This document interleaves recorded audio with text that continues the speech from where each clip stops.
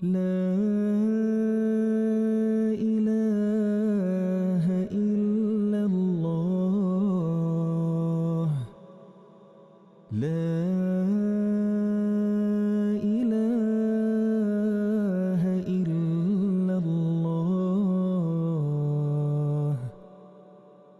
محمد رسول الله.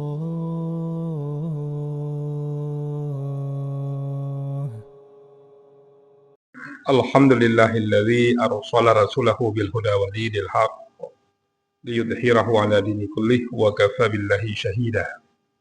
Allahumma salli wa sallim wa barik ala sayyidina Muhammad wa ala alihi wa sahbihi ajma'in. Pertama sekali tentunya segala puji milik Allah Subhanahu Tuhan sekalian alam.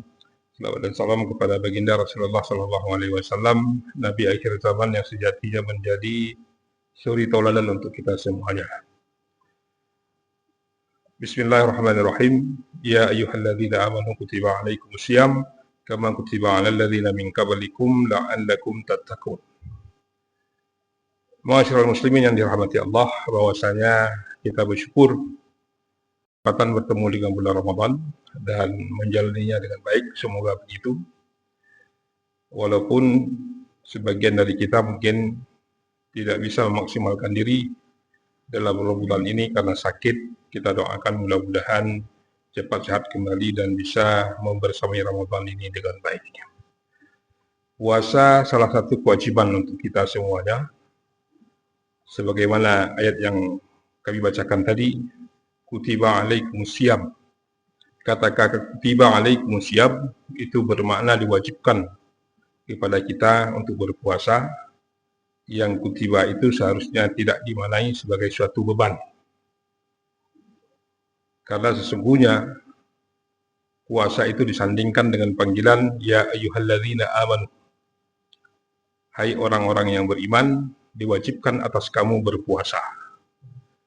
Konsekuensi orang yang beriman ketika dia menyebut perintah Allah atau perintah Rasulnya, maka konsekuensi logisnya adalah dia harus taat pada perintah itu. Para sahabat kita pernah melihat dalam sirah misalnya, bagaimana setelah kekalahan dari perang Uhud yang memilukan itu, sehari setelah itu pada subuh, Bilal diperintahkan oleh Nabi, ya Bilal kumandangkan kembali untuk berjihad. Padahal para sahabat itu baru pulang dari medan perang yang melelahkan, dengan kondisi yang mungkin menjatuhkan mental mereka juga, karena diambang kemenangan, tiba-tiba juga harus mengalami kekalahan di perang itu. Subuhnya Bilal mengumandangkan itu, para sahabat dengan penuh luka di badannya, mungkin terpincang kakinya, putus tangannya, tapi menyambut seruan itu. Karena apa? Karena mereka orang beriman, taat atas perintah Allah dan Rasulnya. Kita ketahui sejarah itu, Hamraul Asad itu perang yang sehari setelah perang Uhud yang bisa meluluh lantakkan kembali kemenangan kafir Quraisy sehingga mereka tidak bisa lalu dalam euforianya. Pun begitu dengan puasa ini, hendaknya bagi orang yang beriman tidak menganggap sebagai beban, tapi dia menyambutnya dengan penuh ketaatan. Konsekuensi orang yang beriman yang kedua adalah bahwa dia harus yakin atas apa yang Allah perintahkan itu, bahwa itu baik buat dia. Dia harus yakin puasa ini yang Allah perintahkan kepada kita semuanya, bahwa Allah sudah mengukur kemampuan kita. Allah itu memberikan syariat bukan untuk memberatkan kita, tapi sudah mengukur daya tahan kita, kemampuan kita, sehingga kita mampu menjalankan syariat itu. La yukallifu nafsan illa wus'aha. Jadi tidak ada, sesungguhnya Allah itu mewajibkan kita untuk membebani kita dengan hal di luar kemampuan kita. Ini konsekuensi logis orang yang beriman. Yang pertama, dia harus menyambutnya dengan ketaatan. Yang kedua, dia harus menyambutnya dengan penuh keyakinan bahwa itu baik untuk dia. Dan puasa ini juga baginda Nabi dan sahabat sudah membuktikan sebagai sesuatu yang menyehatkan untuk semuanya, sesuatu yang menguatkan. Kita tahu perintah puasa itu turunnya di tahun kedua Hijriah. Nabi itu baru berpuasa bersama sahabat untuk yang pertama sekalinya, mungkin sekitar 2 mingguan atau 14 hari pertengahan bulan, tiba-tiba datang perintah perang Badar. Para sahabat sedang berpuasa. Mereka berperang, menyambut perang Badar itu, di tengah mereka berpuasa, tapi kita ketahui hasilnya itu penuh dengan kemenangan, dan itu perang yang paling besar dalam sejarah Nabawiyah. Maka dari situ kesimpulan kita, puasa itu sesungguhnya menguatkan. Puasa itu sesungguhnya memenangkan kita. Karena itulah orang yang beriman hendaknya menyambut perintah puasa ini dengan sukacita. Tidak ada alasan untuk bermalas-malasan. Karena Nabi saja berperang di bulan puasa. Ma'asyiral muslimin yang dirahmati Allah, menurut Imam Ghazali pun puasa ini adalah sebagai sesuatu bukti cinta Allah kepada hambanya. Menurut Imam Al-Ghazali, manusia itu setingkat di atas hewan. Artinya, hewan tidak diberi akal, manusia itu diberi akal. Hewan hanya nafsu, manusia diberi akal dan nafsu.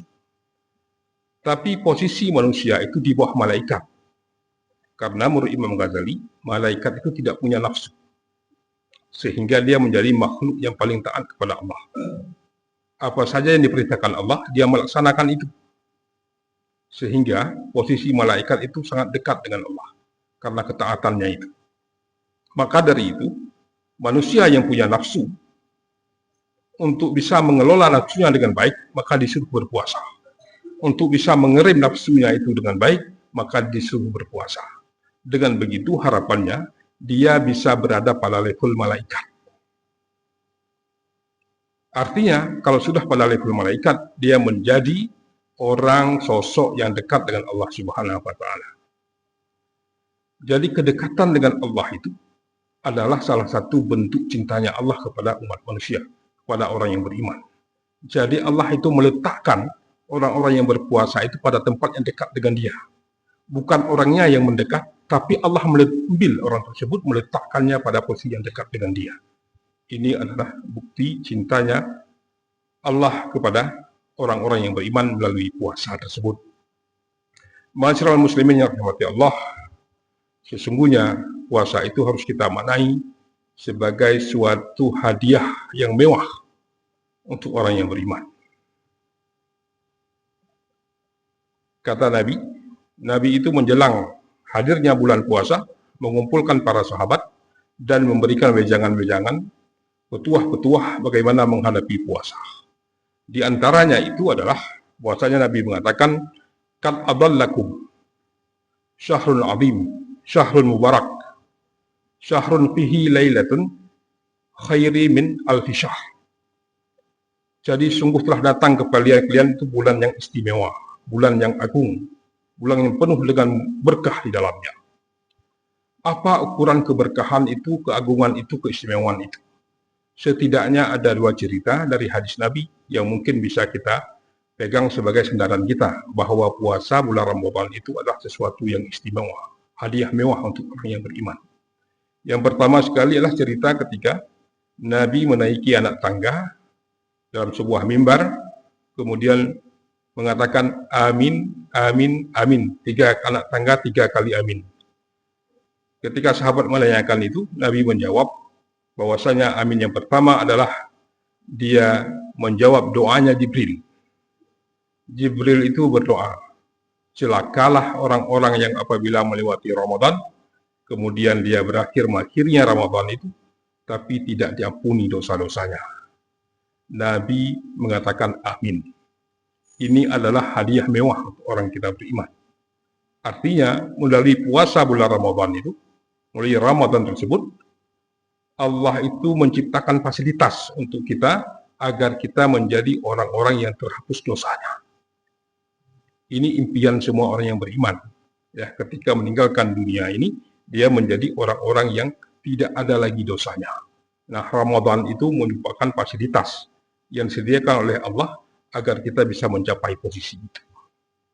Maka dikatakan ini sebagai suatu kemewahan. Yang kedua, ada ceritanya ketika Nabi membenarkan mimpinya Tolhah. Tolhah itu dalam mimpinya itu melihat dua orang sahabat Nabi yang masuk Islam bersama-sama, datang dari Yaman, masuk Islam. Kemudian salah satu di antara mereka dikenal sangat saleh, sangat banyak ibadahnya, hingga kemudian dia pun mati syahid di dalam peperangan.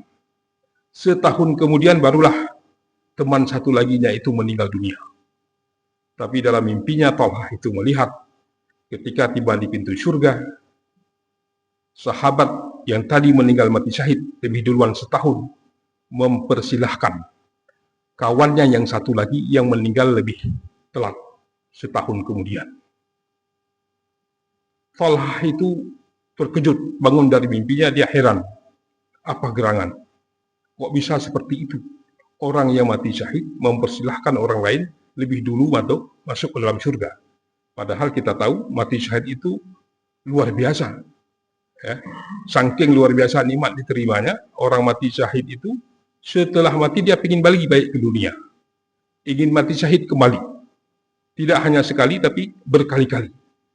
Tapi pada kesempatan itu dalam mimpinya Tolhah, dia melihat orang yang mati syahid tadi mempersilahkan sahabatnya yang telat meninggal setahun untuk duluan masuk surga. Terbangun dari mimpinya, Tolhah itu mencari Nabi, menceritakan hal ihwal tersebut kepada Nabi. Nabi mengatakan begini, kenapa kamu harus heran, harus takjub seperti itu? Bukankah sahabat yang telat meninggal tadi, dia sempat bertemu dengan puasa sekali lagi, dengan Ramadan sekali lagi, dan dia sholat setahun lagi kemudian. Jadi Nabi ingin mengatakan bahwasanya orang yang berpuasa dan sholat setahun lagi, itu pahalanya bisa mengalahkan mati syahid. Padahal mati syahid dalam anggapan kita kan sudah luar biasa. Tapi orang yang berpuasa bulan Ramadan, karena dia bertemu sekali lagi dengan bulan Ramadan setahun setelah itu, pahalanya itu mampu mengalahkan orang yang mati syahid. Ini dua keistimewaan, dua kemewahan yang dimiliki oleh Ramadan. Pertanyaan berikutnya adalah, apakah orang yang membersamai bulan Ramadan dengan status kemewahan itu akan otomatis mendapatkan kemewahan itu juga? Belum tentu jawabannya. Analoginya begini, kita sepakat mungkin mobil yang paling mahal, yang paling mewah sekarang adalah mobil Alphard atau BMW kelas seri berapa ya. Tetapi apakah kalau misalnya ada orang yang menaiki mobil Alphard itu dengan pakaian compan-camping, katakanlah baru gue bilang, ini bahasa katanya, GI mobil Alphard, apakah dia bagian dari kemewahan itu? Mungkin orang mengatakan sepakat itu bukan kemewahan yang pantas disandang oleh orang yang menaiki mobil tersebut. Tapi kalau dia naik mobil Alphard dengan baju jas, berdasi, badan berwangi, itu mungkin orang sepakat bahwa itu dia bagian dari kemewahan mobil Alphard. Ramadan begitu juga. Tidak ada ceritanya, tidak ada alasannya, hanya karena kita sudah bersama Ramadan, maka kemewahan itu akan bisa kita miliki. Jadi kemewahan itu hanya bisa kita dapatkan di bulan Ramadan itu kalau kita bisa menjalaninya dengan baik. Di antara cara menjalaninya itu adalah kita tahu bahwasanya ada hadis yang mengatakan banyak-banyaklah berdoa, banyak-banyaklah beristighfar. Karena istighfar itu bisa menghapuskan dosa. Maka kita manfaatkan puasa ini untuk kita berbanyak tobat kita, memperbanyak istighfar kita, agar kemewahan itu bisa hadir bersama kita. Istighfar itu juga bagian dari doa kita. Dalam sebuah hadis Nabi mengatakan, ada 3 orang yang tidak akan tertolak doanya. Yang pertama itu adalah pemimpin yang adil. Di hadis yang lain disebutkan juga ada orang yang musafir. Ya. Kemudian orang yang berpuasa. Dan yang ketiga orang yang dizalimi. Jadi orang yang berpuasa itu hendaknya mewajibkan dirinya untuk banyak-banyak berdoa.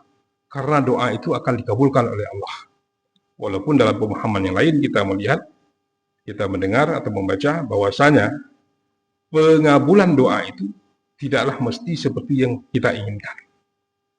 Tapi dia berubah menjadi 3 bentuk, bahwasanya apapun yang kita doakan itu akan dipenuhi oleh Allah, disanggupi, dikabulkan apa yang kita doakan. Yang kedua, formatnya itu berubah. Allah tidak mengabulkan seperti apa yang kita inginkan, tetapi dia tahu dengan ilmunya itu, kalau itu dikabulkan akan memberikan kemudaratan buat kita. Itu juga bentuk pengabulan doa dari Allah Subhanahu wa Ta'ala. Jadi orang yang berdoa itu pasti dikabulkan, ya, untuk kebaikan kita. Kalau itu baik buat kita, maka Allah itu akan senantiasa langsung mengabulkannya, apalagi di bulan Ramadan. Tapi kalau itu tidak baik buat kita, Allah akan menundanya.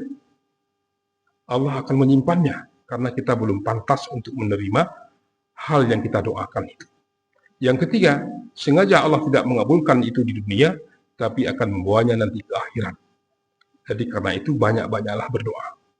Kita sedang menabung sesungguhnya kebaikan yang akan kita petik di akhirat nanti, kalau doa itu tidak kita terima di dunia ini. Yang ketiga yang paling penting, dan ini yang terakhir kami kira, bahwasanya di bulan Ramadan ini, biar Ramadan itu mewah untuk kita, maka kita harus senantiasa berinteraksi dengan Al-Quran. Syahrul Ramadan al-unzila fihi al-Quran hudan linnas. Jadi ketika berbicara Ramadan, Al-Quran itu tidak berbicara puasa lebih dulu, tapi berbicara tentang dirinya, bahwa ini bulan diturunnya akan Al-Quran. Ini ibarat kita sekarang merayakan ulang tahun setiap tahun, maka ini ulang tahunnya Al-Quran itu di bulan Ramadan. Nah, sesungguhnya bulan Ramadan itu dikatakan bulan Quran, maka harusnya banyak waktu kita habiskan untuk berinteraksi dengan Al-Quran. Interaksi dengan Al-Quran tidak hanya membacanya saja, tidak hanya kita target tilawah mungkin 1 hari 1 juz, ataupun 5 kali khatam, 3 kali khatam dalam sebulan Ramadan. Tapi lebih dari itu, kita berinteraksi dengan Al-Quran adalah bagaimana kita memahami maksud kandungan isi-isi Al-Quran itu, atau sering katakan dengan mentadabburinya. Dan yang terakhir, bagaimana kita setelah mampu mentadabburikannya, harapannya adalah kita mampu melaksanakan isi Al-Quran tersebut, mampu mengamalkan apa yang sudah kita pahami. Inilah maksud integrasi terbaik dengan Al-Quran itu adalah ketika kita sanggup mengamalkan apa yang sudah kita pahami itu. Kami kira ini saja mengingat waktu. Hadanallahu wa iyyakum ajma'in. Assalamualaikum warahmatullahi wabarakatuh. لا إله إلا الله لا إله إلا الله محمد رسول الله